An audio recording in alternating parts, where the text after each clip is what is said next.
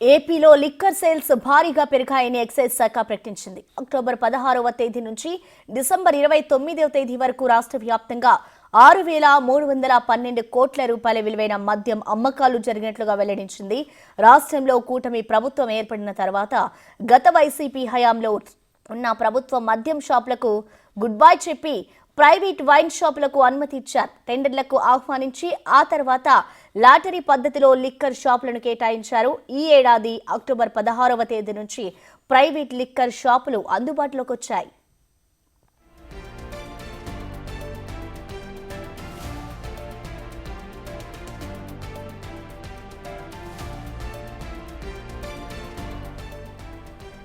ఈ 75 రోజుల కాలంలో 26,78,547 కేసుల బీర్లు అమ్మకాలు సాగా 83,74,116 కేసుల మద్యం అమ్మినట్టు అధికారులు చెబుతున్నారు.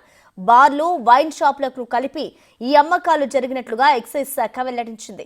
ఇక డిసెంబర్ 31, జనవరి 1కి సంబంధించి వచ్చిన ఇండియన్ బట్టి ఏ రోజుకి ఆ రోజు సరుకు పంపుతున్నట్టు ఎక్సైజ్ శాఖ అధికారులు తెలిపారు.